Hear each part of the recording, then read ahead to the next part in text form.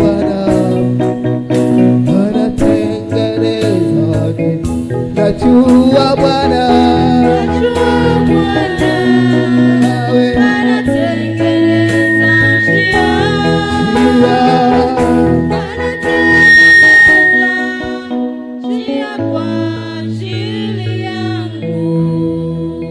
Asante Bwana kwa ajili ya wema na fadhili zako nyingi ambazo zimekuwa juu ya watu wako. Basi tunakusihi kwa neema yako na kwa uweza wako na msaada wako, siku ya leo ukaweze kutusikizisha neno hili. Na zaidi ya yote, Mungu rehema, tupate kuziona baraka zako.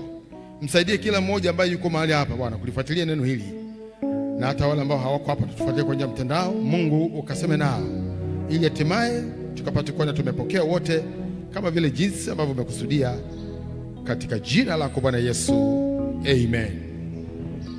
Tuketi. Neno letu ambalo tunajifunza siku ya leo ni chini ya kichwa kisemacho Mungu anaweza kughairi. Mungu anaweza kughairi. Mwanzo sura ya 6, kitabu cha Mwanzo sura ya 6 mstari wa 5 mpaka mstari wa 7. Kitabu cha Mwanzo sura ya 6 mstari wa 5 mpaka mstari ule wa 7. Bwana akaona ya kuwa maovu ya mwanadamu ni makubwa duniani, na kwamba kila kusudi analowaza moyoni mwake ni baya tu siku zote. Bwana akaghairi kwa kuwa amemfanya mwanadamu duniani, akahuzunika moyo. Bwana akasema, nitamfutilia mbali mwanadamu niliyemuumba usoni pa nchi, mwanadamu na mnyama na kitambaacho na ndege wa angani, kwa maana na ghairi ya kwamba nimewafanya. Bwana Yesu asifiwe. Bwana Yesu asifiwe sana. Mungu anaona kwa macho yake ya rohoni, anaona kila kitu. Mungu anajua kila kitu. Mungu anasikia, anayo masikio ya kusikia. Mungu huwa ana huzuni, yeye naye huwa na hisia, ana hisia. Kwa hiyo anaweza kukasirika, anaweza kufurahi, anaweza akahuzunika. Ndivyo Mungu alivyo. Na kwa sababu hiyo, Mungu anaweza akasema jambo fulani, akaahidi neno fulani, lakini anaweza kaghairi vile vile. Anaweza kaghairi. Kama jinsi ambavyo tunaweza kujifunza katika neno hili, jinsi ambavyo Mungu huwa anaghairi. Wengine wanaposoma neno la Mungu wanakuona kwamba Mungu alisema. Ni kweli Mungu amesema, ni kweli Mungu ameahidi, ni kweli Mungu amesema hivyo, lakini Mungu huwa anaghairi. Watu wengine huwa washui, lakini kwa msaada wa neno lake na kwa roho wake, siku ya leo tutajifunza jinsi ambavyo Mungu huwa anaghairi mabaya, au pia Mungu huwa anaghairi mema. Tuone jinsi ambavyo Mungu mwanzo kabisa, wakati anamuumba mwanadamu, kusudi lake. Kitabu kile cha Mwanzo sura ya 1 mstari wa 27 mpaka 28. Kitabu cha Mwanzo sura ya 1 mstari ule wa 27 mpaka mstari wa 28. Mungu akaumba mtu kwa mfano wake, kwa mfano wa Mungu alimuumba, mwanamume na mwanamke aliwaumba. Mungu akawabarikia. Wazo kwa jinsi ambavyo Mungu alifanya. Mungu akafanya nini? Akawabarikia. Mungu akawaambia, zaeni mkaongezeke, mkaijaze nchi na kuitiisha, mkatawale samaki wa baharini na ndege wa angani na kila kiumbe chenye uhai kiendacho juu ya nchi. Kwa hiyo Mungu akambariki mwanadamu. Akambariki mwanadamu kwamba maisha yake, mwanadamu aishipo juu ya uso wa nchi, huyu mwanadamu amebarikiwa. Amebarikiwa. Lakini mwanadamu, tunaona jinsi ambavyo neno la msingi, yeye mwenyewe mwanadamu hatimaye baadaye yeye naye akaanza kufanya yaliyo maovu kinyume na Mungu. Ijapokuwa Mungu alikuwa amesema ya kwamba amewabariki wanadamu, na sio hilo tu, akawapa kutawala viumbe vingine vilivyokuwa hapo duniani. Lakini tunaweza kuona jinsi ambavyo wanadamu jinsi ambavyo hatimaye baadaye walikuwa waovu. Mungu aligairi. Mungu aligairi maneno yale ambayo aliyatamka mwanzo juu ya wanadamu. Akaona ya kuwa maovu ya mwanadamu ni makubwa duniani. Tatizo lilikuwa ni uovu. Maovu ya wanadamu yamekuwa ni makubwa duniani, na kwamba kila kusudi analowaza moyoni mwake ni baya tu siku zote. Bwana akaghairi kwa kuwa amemfanya mwanadamu duniani, akahuzunika moyo. Kwa hiyo Mungu huwa hanahuzunika, kwa sababu Mungu ana hisia. Mungu huwa anahuzunika, au Mungu pia anafurahi. Hapa wanadamu wakamhuzunisha Mungu, ikawa sababu ya Mungu kughairi kwa nini amemfanya mwanadamu. Na habari kuifuatilia katika kitabu kile cha Mwanzo, tutaweza kuona jinsi ambavyo matokeo yake ilikuwa ni lile gharika ambalo Mungu alilileta, kwa sababu alikuwa amegairi kwa nini amemfanya mwanadamu, kwa nini amemuumba mwanadamu usoni pa nchi. Lakini huyu ni Mungu ambaye anataka sisi wanadamu kama alivyotuumba wote tuwe watu wake. Tuwe watu wake na tuweze kupokea baraka zote ambazo Mungu alizikusudia. Maana ametuumba kwa mfano wake na kwa sura yake. Yeremia sura ya 7 mstari 23. Kitabu cha Yeremia tunaweza kuona jinsi ambavyo Mungu alitukusudia sisi maisha yetu tuwe ni watu wake, tunaoisikia sauti yake, na tena tuweze kubarikiwa tuwapo duniani. Yeremia sura ya 7 na mstari ule wa 23. Lakini naliwaamuru neno hili nikisema, sikilizeni sauti yangu, nami nitakuwa Mungu wenu, nanyi mtakuwa watu wangu. Mkaende katika njia ile yote nitakayowaamuru, mpate kufanikiwa. Mungu anasema ili tuweze kufanikiwa katika maisha yetu, tuweze kubarikiwa, tuweze kustawi, lipo neno ambalo Mungu ametoamuru wanadamu tuisikie sauti yake huyu Mungu, tutakuwa watu wake, na tena anasema tutafanikiwa. Amen. Bwana Yesu asifiwe. Bwana Yesu asifiwe. Lakini utaweza kuona sivyo tulivyo wanadamu. Njia zile ambazo Mungu ametuamuru, katika yale mambo ambayo Mungu ametuagiza, sivyo tulivyo, sivyo tuishivyo.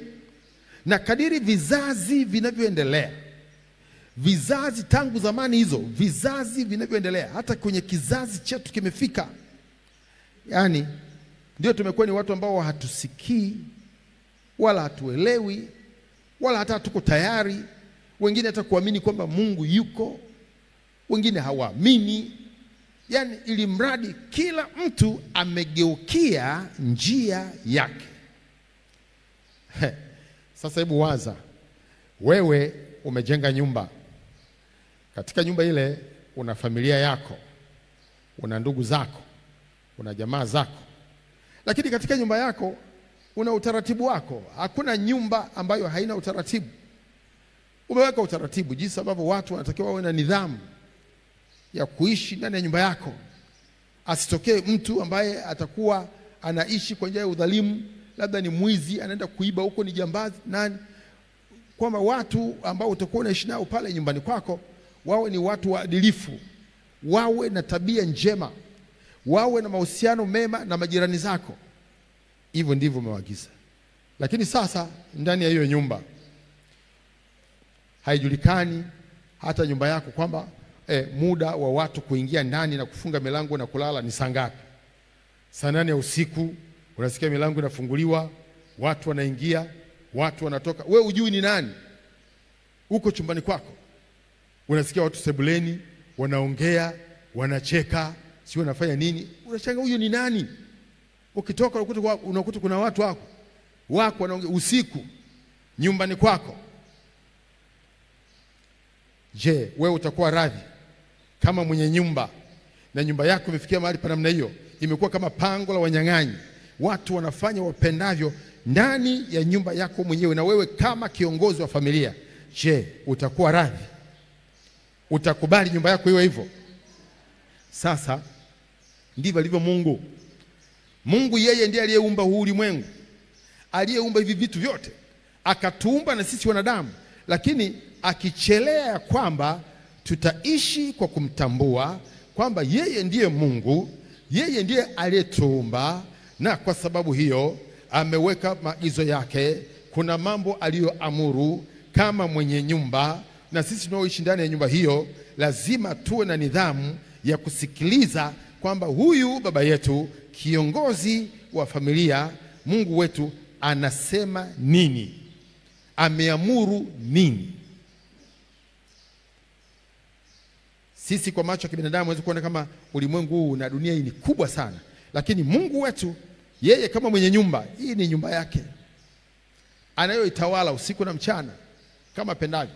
Sasa ndipo sasa anapoona watu tumekwenda mbali, tunafanya tupendavyo, inaonekana ni kama Mungu hayuko, ni kama Mungu hayuko.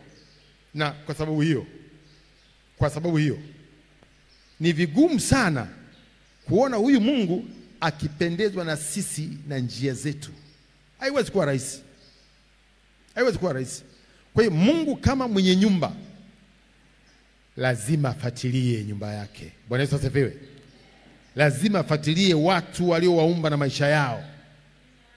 Amen. Inapofika mahali inaonekana hii dunia watu hata kuamini, hata kuelewa kwamba yuko Mungu, hata kusikiliza kwamba Mungu anasema nini, hakuna mtu anajali, hakuna mtu anayefanya nini. Mimi nasema yuko Mungu. Tujifunze kwa mambo ambayo yameandikwa ndani ya Biblia. Hii sio hadithi, ni habari za kweli za mambo yaliyotokea na jinsi ambavyo Mungu alishughulikia matatizo nyakati hizo. Mungu huyo hajabadilika. Mungu huyo hajabadilika. Ni yeye yule ambaye tunasikia habari zake na jinsi ambavyo alishughulika na shida kama hizo na nyakati tulizo nazo. Maandiko yanasema kwamba hayo yaliandikwa kutufundisha sisi tunaoishi nyakati hizi. Kama hatufundishiki, yeye mwenyewe atatufundisha. Bwana Yesu asifiwe. Bwana Yesu asifiwe. Kwa hiyo ikiwa ni Mungu ambaye tunaona wakati watu walipokuwa wamebobea kwenye maovu nyakati za zamani, Mungu huyo anasema ya kwamba akaona ya kuwa maovu ya mwanadamu ni makubwa duniani na kwamba kila kusudi analowaza moyoni mwake ni baya tu. Bwana akagairi kwa kuwa amemfanya mwanadamu. Mungu amekuwa akigairi katika mambo mengi sana. Mungu anaweza kugairi juu ya mtu mmoja. Kwamba Mungu alikusudia maisha yako wewe, maisha yangu mimi, yawe ya baraka sana. Na anao mpango mzima wa maisha ya kila mtu. Lakini inapokuwa yule mtu ni mtu ambaye ameshindwa kuisikia sauti ya Mungu na kufata mambo ambayo Mungu ameyaamuru kwamba mimi au wewe tuweze kuisikia sauti yake, Mungu anaweza kugairi katika mambo mema aliyokuwa amekusudia maisha yako. Bwana Yesu asifiwe. Mungu anaweza kugairi juu ya taifa. Ndio maana sasa unaweza kuona duniani yako mataifa mbalimbali. Kila taifa ni kama familia. Tanzania ni kama familia wa Tanzania. Vivyo hivyo Kenya ni kama familia wa Kenya. Lakini katika nyumba ya Mungu ambayo ina familia tofauti mbalimbali. Kwa hiyo Tanzania kama familia, vivyo hivyo Mungu analo kusudi lake kwa hiyo taifa hili. Mungu ametuamuru sisi vivyo hivyo kama familia yake tuweze kutembea katika njia zake, Ikifika mahali sisi tunaanza kuishi kana kwamba Mungu hayuko, kana kwamba sisi hatukuumbwa na Mungu, kana kwamba Tanzania imetokea tu hewani, haina mwenyewe, tutakuwa tumefanya kosa kubwa sana. Sana. Sana. Kama alivyowaambia watu hawa kwamba ameona maovu yao yamekuwa ni makubwa mno duniani, ndivyo pia ambavyo anaweza katuangalie pia kama Watanzania kwamba ni watu ambao tumezidi katika maovu, katika lile ambalo Mungu alikuwa amelikusudia, na Mungu akagairi katika yale mema ambayo Watanzania tulikuwa tunayaenjoy. Kwa sababu yuko Mungu, na Mungu atatuma watumishi wake waseme na watu wake. Lakini nafika mahali wako watu ambao hawaamini kwamba Mungu anasema. Wako watu ambao hawaamini kwamba Mungu anaamuru, analo neno la kuambia watu, anayo maagizo, anazo amri. Kwa hiyo hata watumishi wakizungumza wanaonekana tu watu hawa ni wachumia tumbo, ni njaa zao tu, wanasema maneno ili wapate sadaka, wapate chakula chao chakula. Mungu anao watumishi na anatuma watumishi wake kwenda kunena na watu wake, na ageuka. Mungu anatuona, tunaishi, Mungu anatuangalia. Hakuna hofu ya Mungu, ndugu zangu. Ikishafikia mahali pa namna hii, hata imefika mahali kanisa kama kanisa nalo linaonekana ni mahali tu ambapo watu wanakusanyika kama tu desturi, lakini si mahali tena ambapo watu watakuwa na hofu ya Mungu. Watu watalisikia neno la Mungu, watu watazililia nafsi zao. Inaonekana tu ni kama tu utaratibu wa maisha, watu kwenda kanisani, kuingia na kutoka, lakini hakuna ulazima wa kusikiliza hilo neno. Ikishafikia hapo, Mungu anajua kwamba kumbe vizazi na vizazi vimepita, watu wameshasahau habari zangu. Watu wameshanisahau kwamba mimi ni Mungu. Watu hawajui tena kwamba yuko mwenye nyumba, yuko aliyejenga nyumba, yuko aliyeumba. Anyamazagi kimya. Kipindi kirefu kikiendelea hivyo, hakuna mabadiliko, hakuna kuisikia sauti ya Mungu. Lazima kuna kizazi ambacho kitakuja kuanguka kwenye mikono yake huko mbele ya safari. Wakorintho wa kwanza sura ya 6 mstari wa 9 mpaka wa 10. Wakorintho wa kwanza sura ya 6 mstari wa 9 mpaka mstari wa 10. Au hamjui kuwa wadhalimu hawataurithi ufalme wa Mungu? Msidanganyike.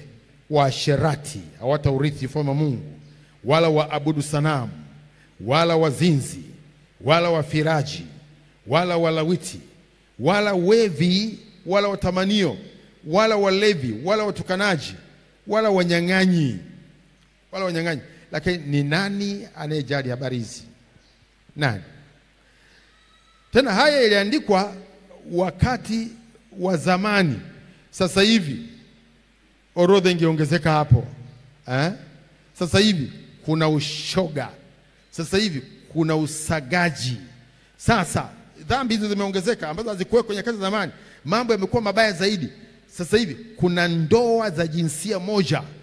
Wanawake wanaoana wenyewe kwa wenyewe wanafanya mapenzi, wanaume wanaoana wenyewe kwa wenyewe wanafanya mapenzi kinyume cha maumbile. Kuna udhalimu wa kila namna majira haya na wakati tulio nao, zaidi kuliko ilivyokuwa nyakati za Sodoma na Gomora.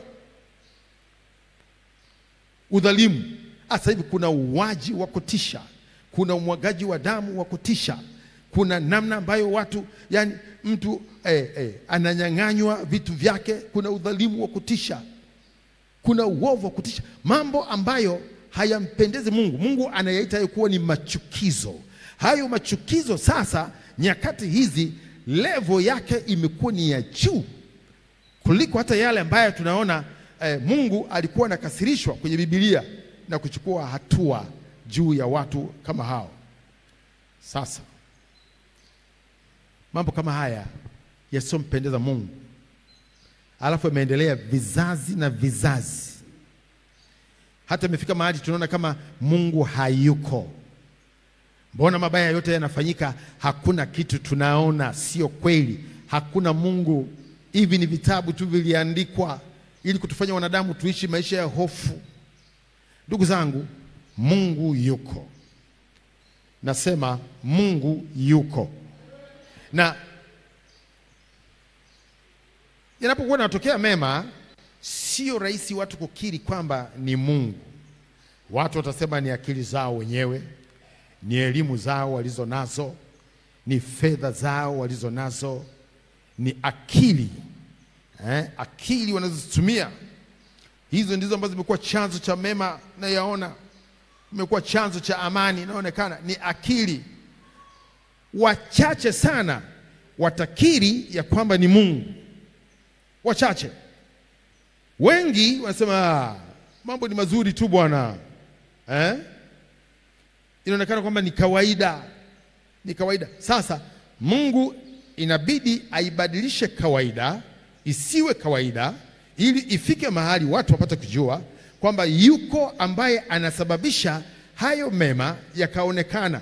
Yeye akiamuru mema yasiwepo, hakutakuwa na mema. Bwana Yesu asifiwe.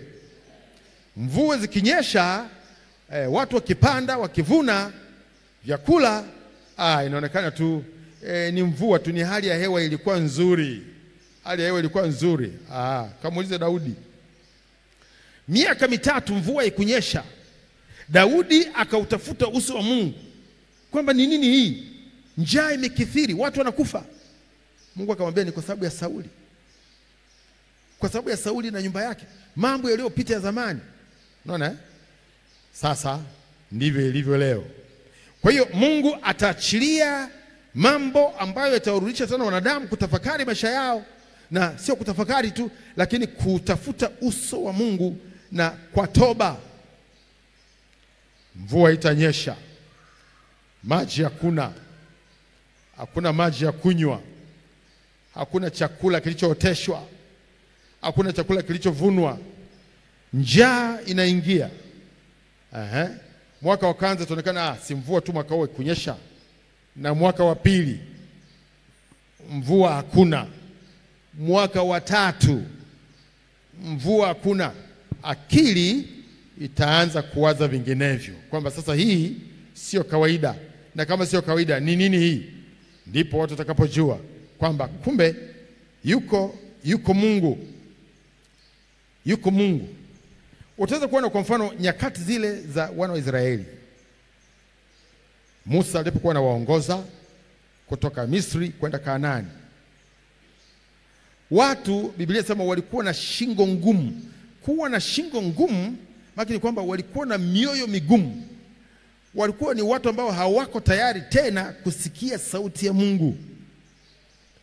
Lakini ni kwa sababu tu wakati ule bado Mungu alikuwa anasema na watu.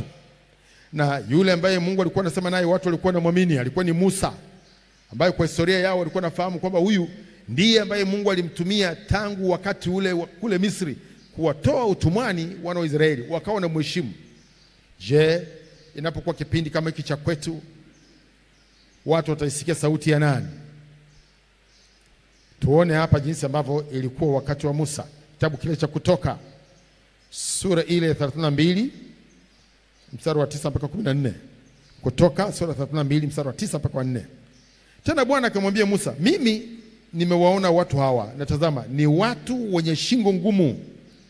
Basi sasa niache ili hasira zangu ziwake juu yao, niwaangamize, nami nitakufanya wewe uwe taifa kuu. Musa akamsihi sana Bwana Mungu wake. Musa akawa anaomba, amepewa hiyo taarifa. Musa akaona hapa kuna namna nyingine isipokuwa ni kuomba. Musa akamsihi sana Bwana Mungu wake na kusema, Bwana, kwa nini hasira zako kuwaka juu ya watu wako uliowaleta kutoka nchi ya Misri kwa uweza mkuu na kwa mkono wenye nguvu? Kwa nini wa Misri kunena wakisema, amewatoa kwa kuwatenda uovu ili apate kuwaua milimani na kuwaondoa watoke juu ya uso wa nchi? Geuka katika hasira yako kali. Kumbuka wakati wa Ibrahimu, wakati wa Isaka, watumishi wako hawa. Maneno yale ambayo ulisema kwa Israeli, kwamba utakizidisha kizazi chao, tena utawapatia kizazi chao nchi ambayo watairithi milele. Mungu akaona kweli kama angefanya vile tutakuwa na shida. Kwa hiyo akasikia maombi yale aliyoomba Musa na mangamiza. Ikiwa taifa lile nililolitaja litageuka na kuacha maovu yake, nitagairi, nisitende mabaya yale niliyoazimia kuwatenda. Na wakati wote nitakapotoa habari za taifa na habari za ufalme, kujenga na kuupanda, ikiwa watatenda maovu mbele ya macho yangu, wasiitii sauti yangu, basi nitagairi, nisitende mema yale niliyoazimia kuwatendea.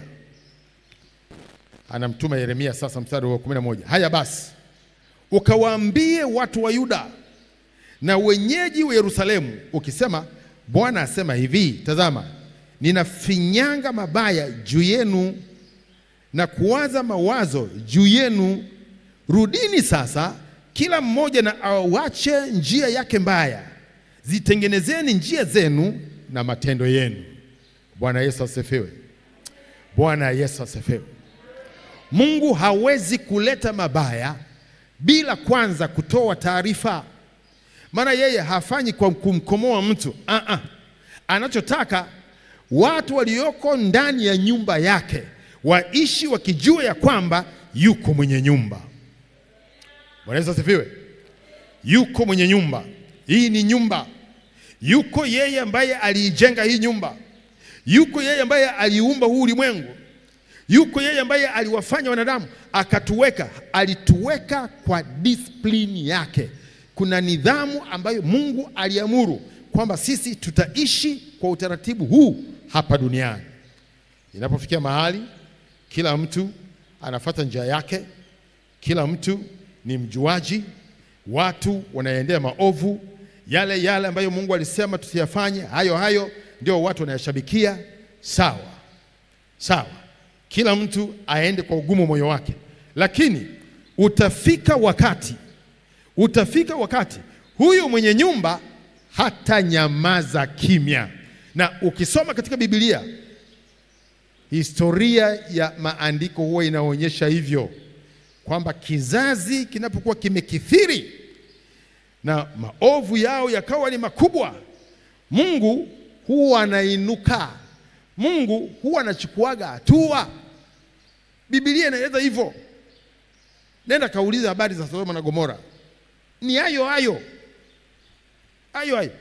Nenda ulizia habari za Yerusalemu na Israeli.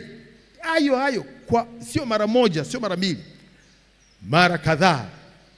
Sasa sivyo tulivyo wanadamu. Watu tuko kama wanyama wa porini.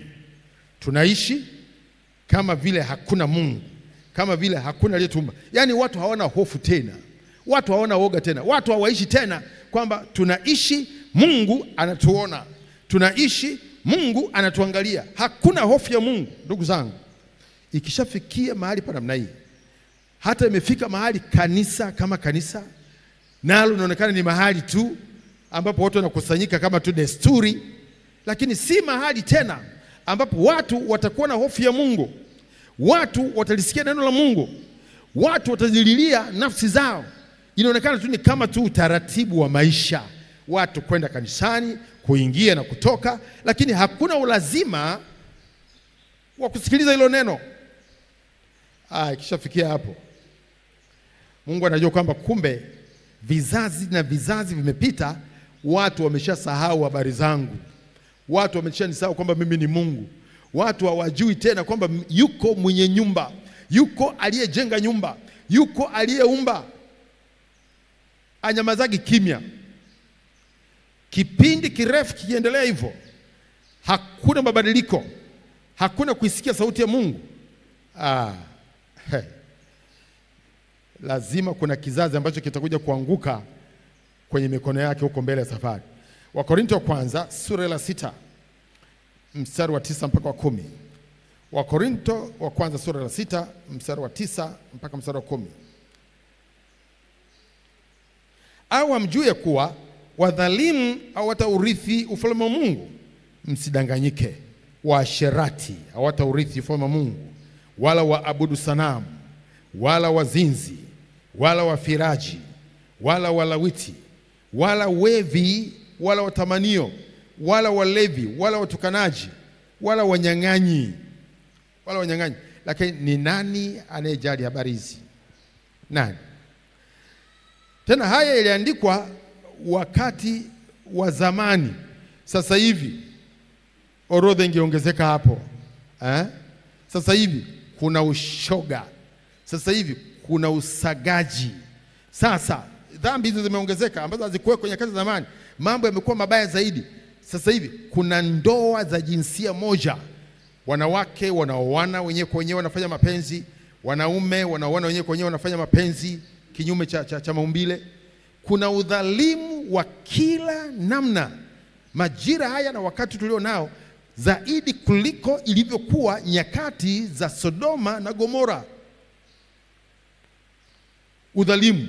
Sasa hivi kuna uwaji wa kutisha, kuna umwagaji wa damu wa kutisha, kuna namna ambayo watu, yani mtu ananyang'anywa vitu vyake, kuna udhalimu wa kutisha, kuna uovu wa kutisha, mambo ambayo hayampendezi Mungu. Mungu anayaita hayo kuwa ni machukizo.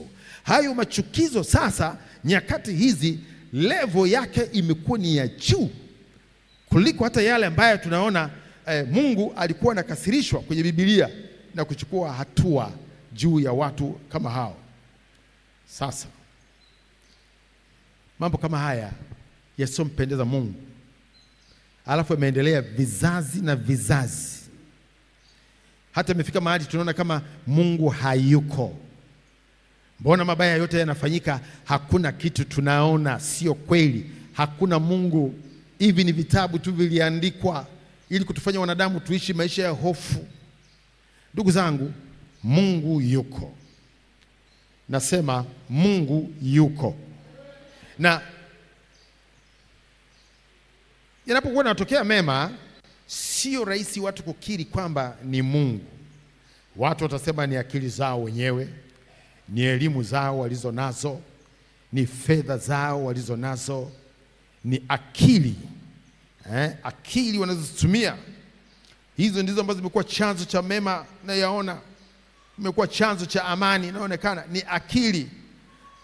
Wachache sana watakiri ya kwamba ni Mungu. Wachache. Wengi wanasema mambo ni mazuri tu bwana. Inaonekana kwamba ni kawaida.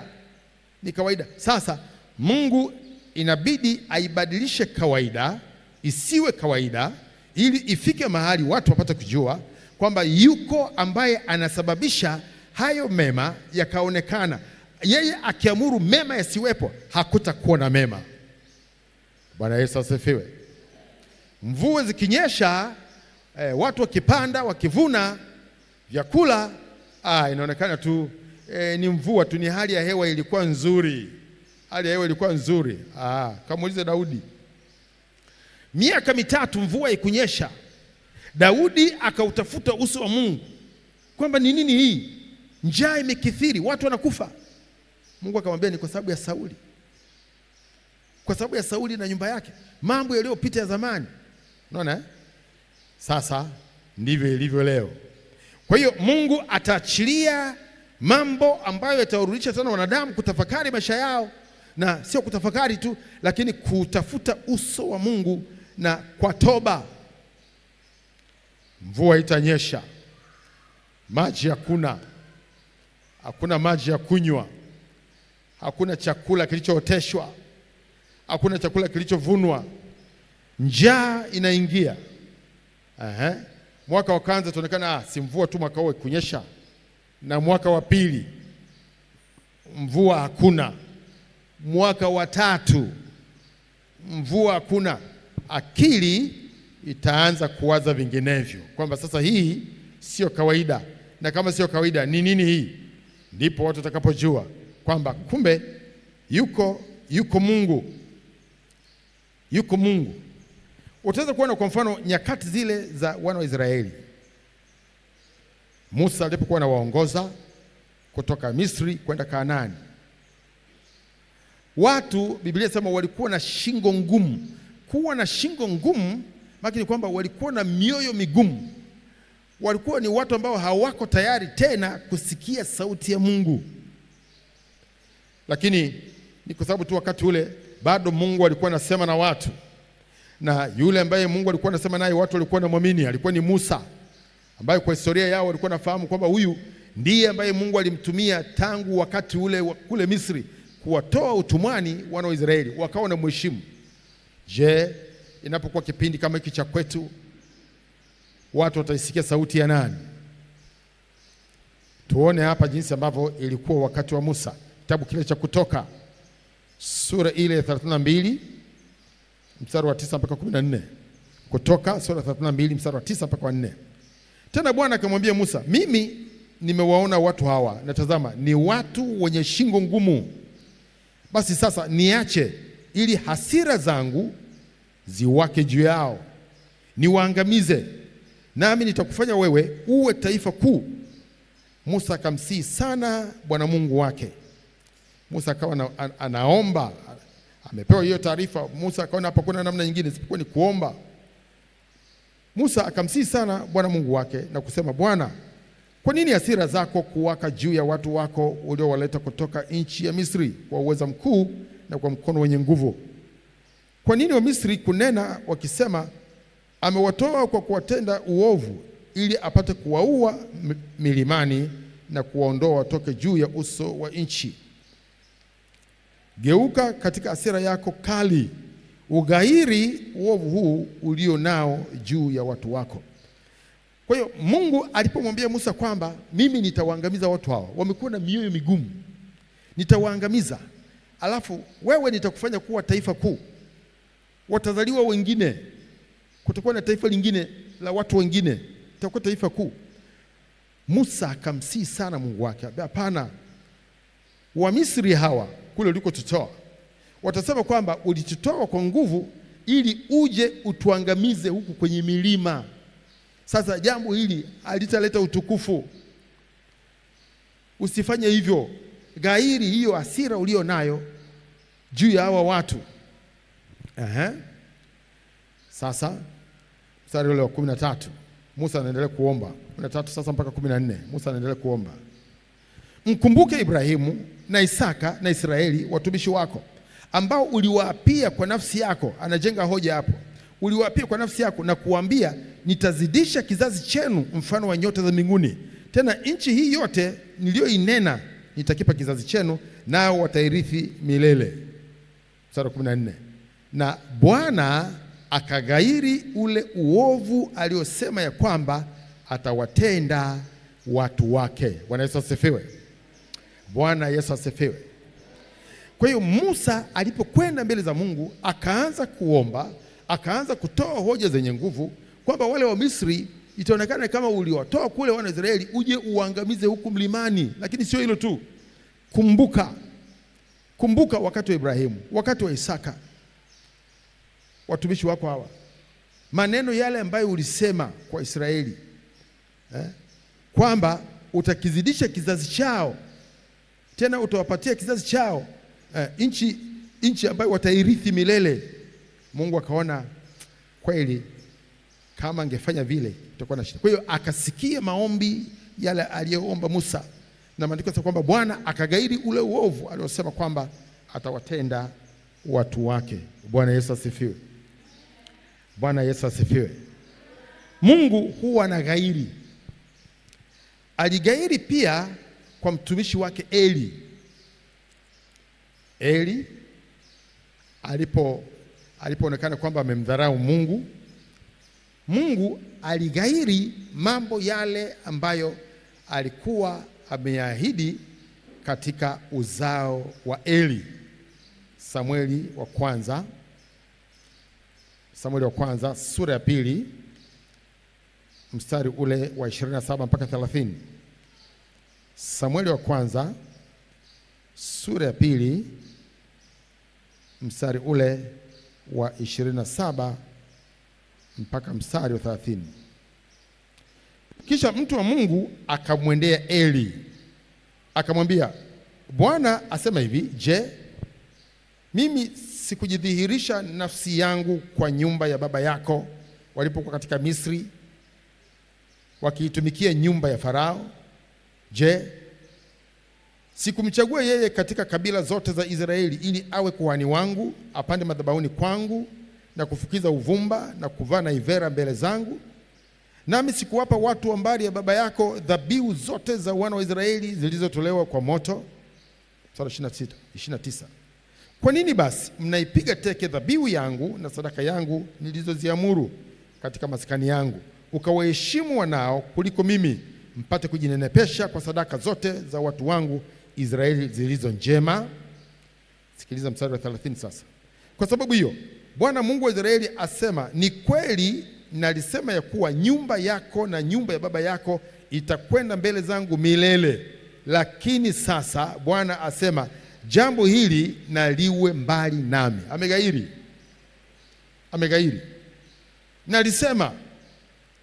Nalisema ya kuwa nyumba ya baba yako itakwenda mbele zangu milele. Lakini sasa Bwana asema, jambo hili na liwe mbali nami. Kwa maana wao wanaoniheshimu nitawaheshimu, na wao wanaonidharau watahesabiwa kuwa si kitu. Unaweza kuona kumbe Mungu anazo ahadi alizoziahidi juu ya maisha yetu. Lakini kitendo cha kumdharau Mungu anaweza kughairi yale mema ambayo Mungu aliyakusudia juu ya maisha yetu. Ndio maana unatakiwa kuwa mwangalifu. Uwe mwangalifu katika maisha yako ya wokovu. Usije ukafanya mambo ambayo tamfanya Mungu akaghairi yale mema ambayo ayakusudia juu yako na kizazi chako. Hapa Eli alikuwa amemdharau Mungu, akawaruhusu watoto wake wa kiume wafanye mambo ya ovyo ndani ya hekalu.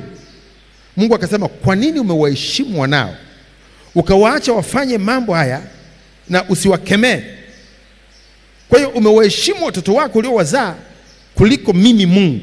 Sasa na alisema ya kwamba nyumba ya baba yako itakwenda mbele zangu milele. Lakini sasa neno hili na liwe mbali nami. Mungu amefuta kila kitu. Bwana Yesu asifiwe. Bwana Yesu asifiwe.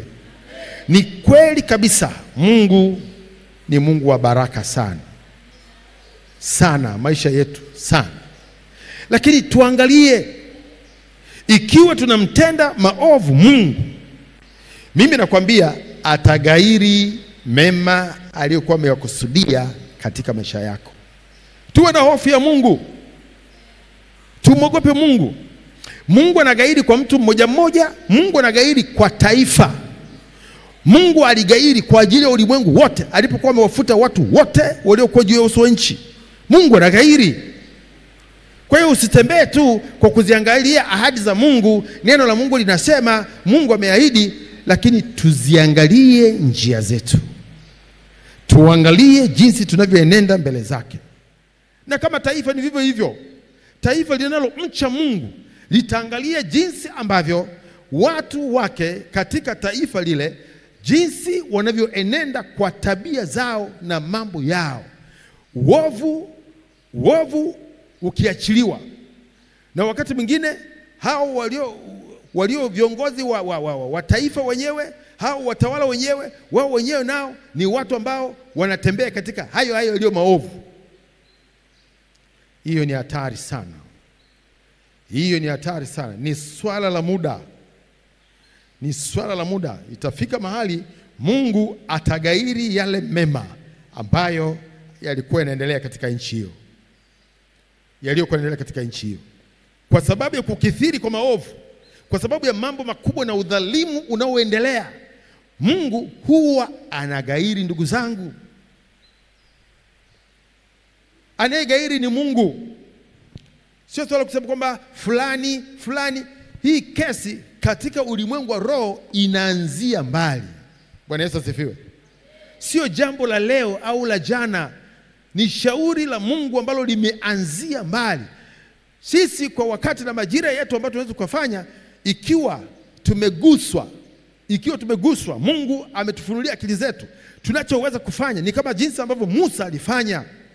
Musa kaomba, akamwambia Bwana, hasira zako zisiwake juu ya watu hawa. Wa Misri watatucheka.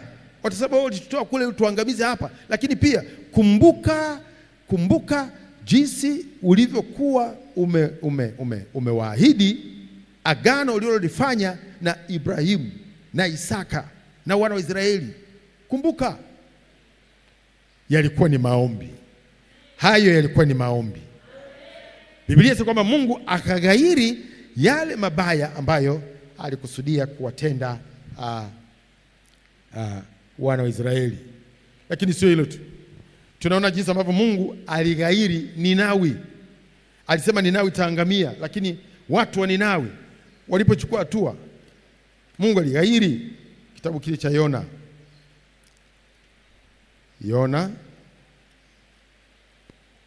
sura ya 3 mstari wa 1 mpaka wa 5, alafu mstari wa 10.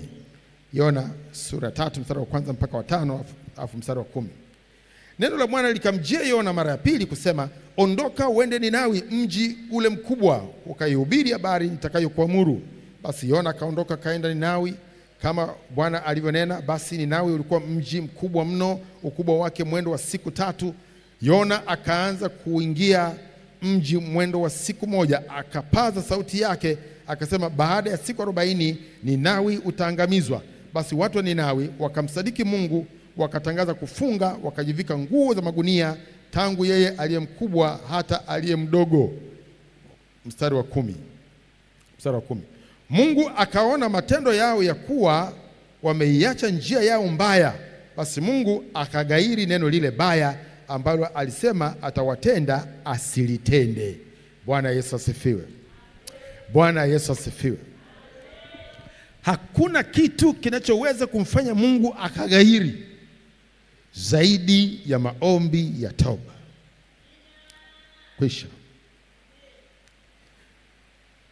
Wakati wa Musa ni hivyo. Wakati wa Ninawi ni hivyo. Lakini hata wakati ule wa Hezekia, Mungu alighairi. Mungu alimwambia Hezekia kwamba ule ugonjwa anaoumwa atakufa, hatapona.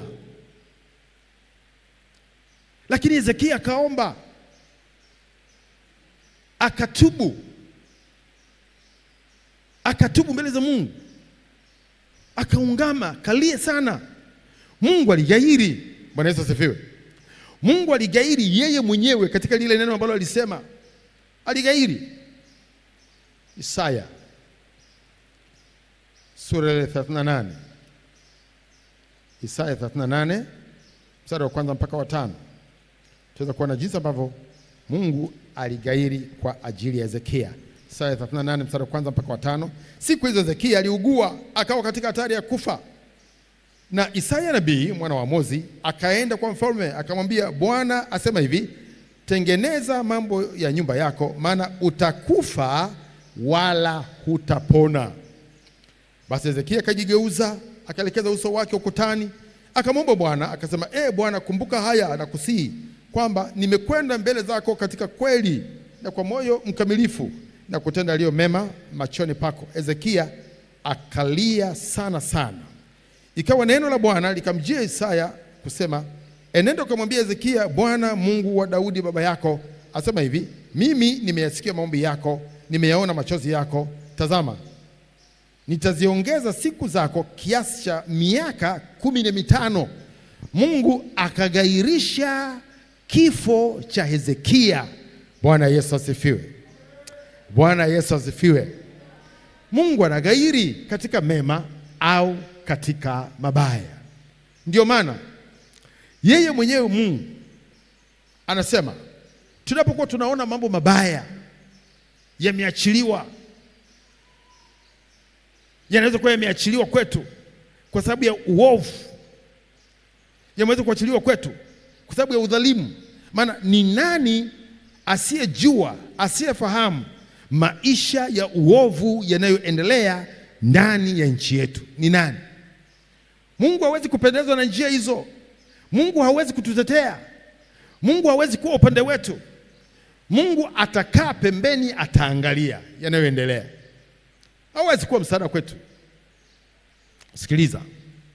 Ukisoma Biblia utaona nyakati ambazo Mungu kwa sababu ya watu waovu au nchi au wafalme ambao walikuwa waovu, ilitokea wakati ambapo Mungu yeye mwenyewe aliamuru wale watu wageukiane wenyewe kwa wenyewe, waanze kukatana mapanga wenyewe kwa wenyewe. Watu wakaanza kugeukana, na ni vitani, wameenda vitani kwenda kupigana na adui. Lakini kilichotokea kule vitani, kwa sababu watu waliokuwa wanakwenda kupigana nao ni wenye haki, na wakamwomba Mungu wokovu aliotengenezea, akaamuru wale maadui waanze kuchinjana wenyewe, wakaanza kuuana wenyewe. Alafu inakuaje? Ndio hapo wamechinjana, vita ile wameshindwa, hakuna kinachoendelea, wamepata hasara. Ni hivyo. Hakuna ajabu yoyote ninyi wa Tanzania mkaanza kuchinjana wenyewe. Kwani kuna mtu aliyekuja kutuchinja hapa? Yuko aliyekuja kutuchinja kutoka nje? Ni sisi wenyewe kwa wenyewe. Mpaka nafika mahali naanza kujiuliza, hivi hawa wanaochinja wenzao, hivi huku sijua ndugu zenu wako huku sijua kuna wazazi wenu, huku sijua kuna jamaa zenu, na wao wenyewe wakishamaliza na wao ni miongoni mwa waombolezaji au walioua, na wao wanakuja kuomboleza sasa kwa watu wale ambao waliwachinja. Ni nini hiyo? Hiyo sio laana hiyo? Nauliza, hiyo sio laana hiyo? Wewe uchinje mwenyewe afu uje uomboleze mwenyewe. Ni kitu gani kimeendelea hapo? Nasema hivi, Watanzania tuwe na jicho la tatu la kumwangalia Mungu. Mkiendelea kutafutana uchawi, ni nani aliyemroga mwenzie, alafu katika kutafuta uchawi mtaendelea kukuta watu wengine wana vibuyu, wengine wana mapembe, hilo halitawaokoa, mtaendelea kuchinjana.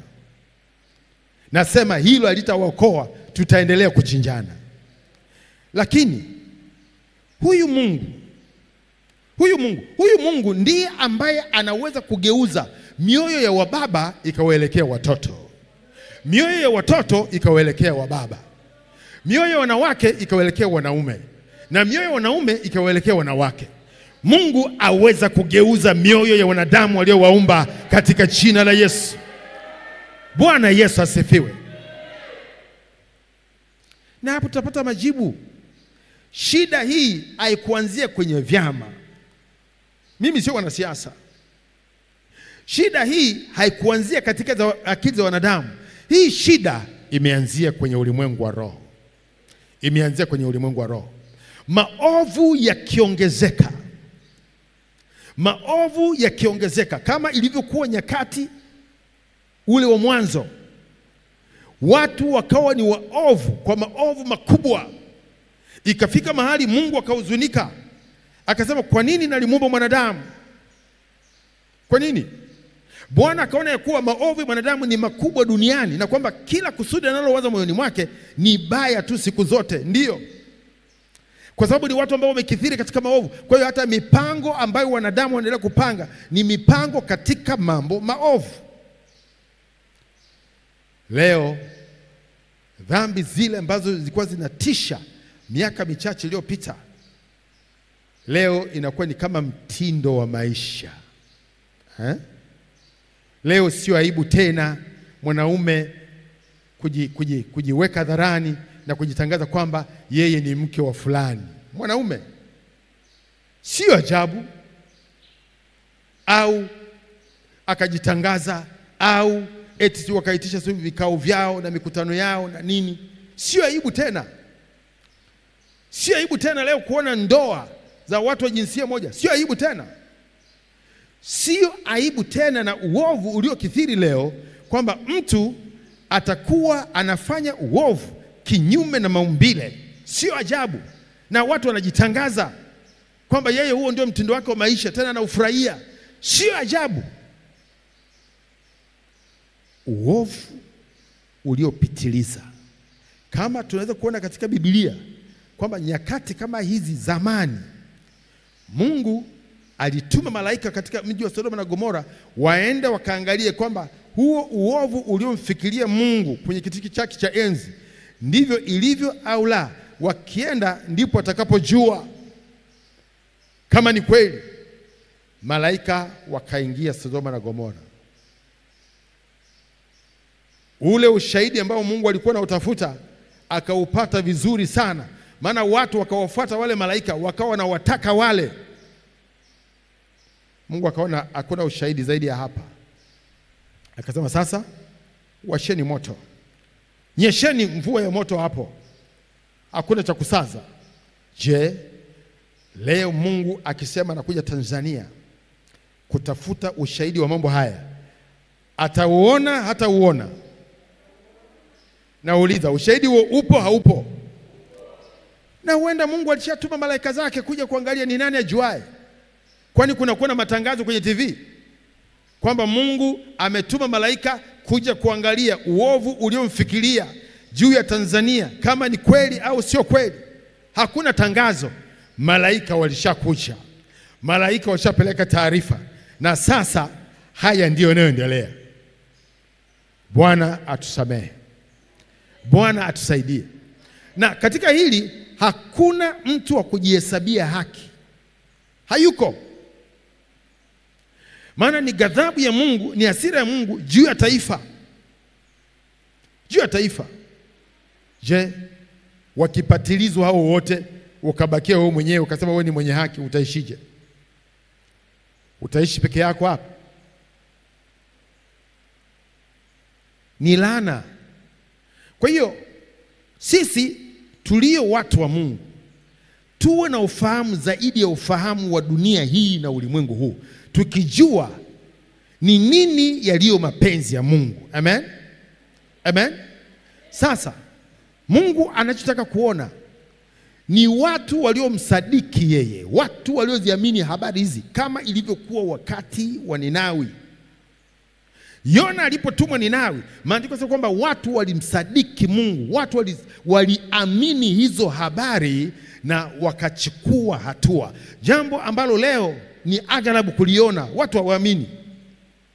Watu watasikia kwa sikio moja, yanatokea kwenye sikio la pili, alafu maisha ni yale yale, mambo ni yale yale. Hakuna watu wanaoghairi na kuziacha njia zao mbovu kama walivyofanya Ninawi. Mungu alipoona kwamba matendo yao watu hawa wameghairi mabaya, Mungu na yeye akaghairi katika mambo aliyosema ya kwamba atayatenda, asiyetende. Sikiliza, ilianza corona. Leo tunaona haya yaliyoko, na Mungu anaenda kwa pause, anaenda hatua kwa hatua. Hili nalo litakwenda, litaisha. Watu bado wanaendelea na tabia zao, watu bado wanaendelea kuwa na shingo ngumu, na kuambia tarajia jambo lingine ambalo linakuja, mpaka wanadamu watakaposhika adabu. Hili takwenda tunaonekana kama lilipita, lakini halijapita, limetunzwa tu. Angalia wakati wa Farao. Wakati wa Farao Mungu alikuwa analeta pigo moja baada ya lingine. Hakuleta pigo moja likadumu na wao, hapana. Alikuwa anabadilisha. Analeta hili, alafu wakati wake basi hili sasa basi analeta lingine. Lakini hayo yote ilikuwa ni njia za kuadhibu walio juu ya uso wa nchi. Kwa hiyo ikiwa sisi hatutachukua hatua ya kusadiki na tukaanza kumlilia Mungu, kufa, watu watakufa na wataendelea kufa, na kuna matukio mengine. Mungu ana vitu vingi ambavyo anaweza kufanya, huwezi kumpangia. Kuna matetemeko ya nchi, kuna maajali, kuna vitu vingi. Lakini ikiwa sisi tutaweza kujua, hasa upande wa kanisa, lazima ianze ndani ya kanisa.